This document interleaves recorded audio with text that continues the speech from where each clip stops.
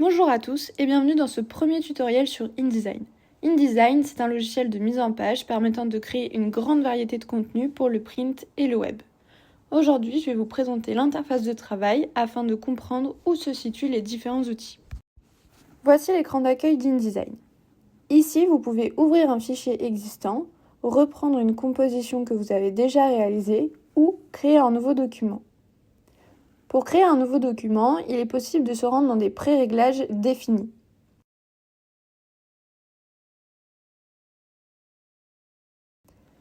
Vous avez en premier vos réglages des compositions récentes, donc des compositions sur lesquelles vous avez travaillé récemment. Des réglages enregistrés, que vous avez enregistrés parce que vous travaillez régulièrement dessus. Des réglages pour l'impression, et donc là on a différents formats pour des fichiers à imprimer.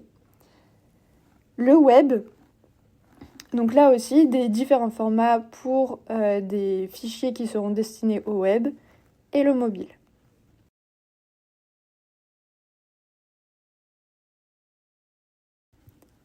À droite de la fenêtre se trouvent les détails des paramètres prédéfinis.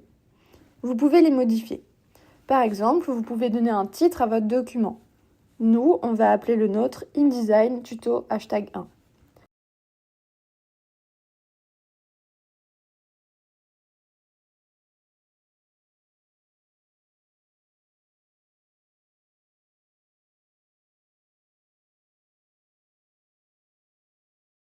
Vous pouvez choisir les dimensions et l'unité de mesure. Millimètres, centimètres, pixels, etc., etc. Vous pouvez également choisir l'orientation de votre page, en portrait ou en paysage, ainsi que le nombre de pages que comportera votre document. Vous pouvez également sélectionner des pages en vis-à-vis ou non. Si les pages sont vis-à-vis, c'est-à-dire qu'elles vont être côte à côte afin de travailler la double page comme dans un livre. Vous pouvez aussi choisir le nombre de colonnes sur votre page. Les colonnes ne seront pas visibles à l'impression, elles servent uniquement de repère. À droite, vous pouvez régler la gouttière. La gouttière, c'est l'espace entre des colonnes ou des rangées. On peut imaginer ça comme des marges internes à la page. Il est également possible de modifier la taille des marges, soit en les gardant toutes identiques. Si j'en modifie une, elles se modifient toutes.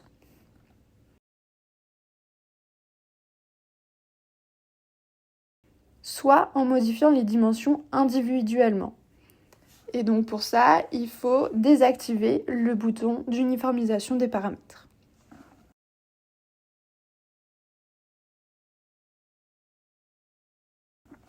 Vous pouvez également configurer les fonds perdus. Ce sont les parties du texte ou des objets qui s'étendent au-delà des limites de la page après le rognage lorsque le projet est imprimé. Et les lignes de bloc, ce sont les zones hors de la page et des fonds perdus contenant les instructions de l'imprimante ou les informations du projet. Vous pouvez également générer un aperçu de vos réglages et lorsque vous êtes satisfait, vous appuyez sur Créer.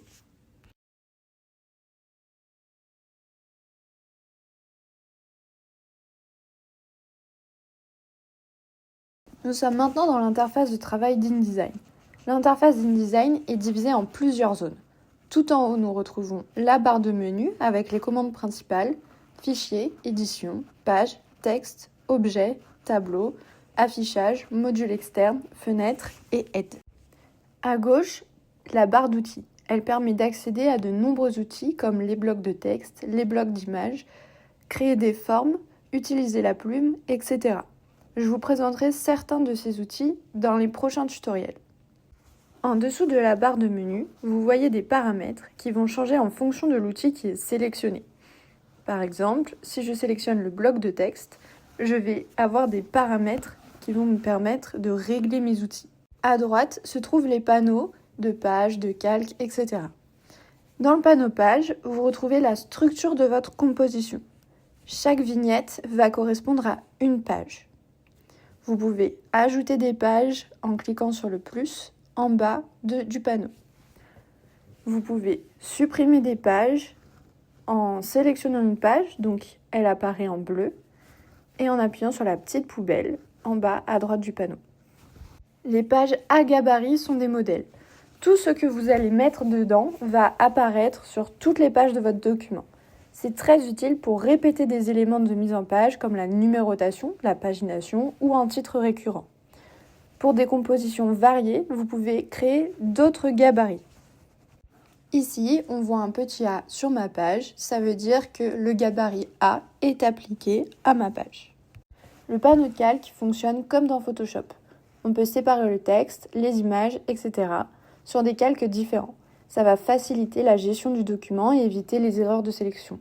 Par exemple, si je crée un calque texte et un calque iconographie, je peux verrouiller mon calque de texte pour travailler uniquement sur le calque d'iconographie et ainsi ne pas modifier mon calque de texte. À droite, avec ces deux panneaux, page et calque, on en retrouve d'autres. Les styles de paragraphes, les caractères, les glyphes, etc., etc. Il est possible de personnaliser cette partie en fonction de nos usages en allant dans le menu Fenêtre. Par exemple, si je veux ajouter l'outil Alignement, je vais dans Fenêtre, Objet et mise en page et je sélectionne Alignement. Il y a une fenêtre qui va s'ouvrir, je peux la sélectionner en maintenant un clic droit et en la faisant glisser dans mes panneaux. Avec InDesign, il est possible de basculer entre plusieurs affichages. Le mode normal, un peu par défaut, sur lequel vous allez travailler, qui montre les blocs et repères du document. Ensuite, le mode aperçu, qui affiche la mise en page sans les repères. Vous pouvez la faire apparaître en appuyant sur W ou Maj plus W pour un aperçu en plein écran. Vous pouvez également faire un zoom avant avec commande plus sur Mac ou contrôle plus sur PC et un zoom arrière, commande moins sur Mac ou contrôle moins sur PC. Vous pouvez aussi vous déplacer dans la page en maintenant la barre espace avec l'outil sélection pour activer la main. Ce sont des petits réflexes qui pourront vous faire gagner du temps dans votre composition. On termine par un réflexe essentiel à faire régulièrement quand vous travaillez. Vous devez enregistrer. Pour ça, vous allez dans Fichier, Enregistrer sous. Vous nommez votre fichier de façon claire pour le ranger dans un dossier dédié à votre projet. C'est important d'avoir une organisation propre dès le départ. Et régulièrement, pour enregistrer vos modifications, soit vous allez dans Fichier, Enregistrer, ou simplement vous faites commande S sur Mac ou CTRL S sur PC. Voilà pour cette première découverte d'InDesign. Vous savez maintenant où trouver les principaux outils et comment naviguer dans votre document. À bientôt pour un prochain tutoriel.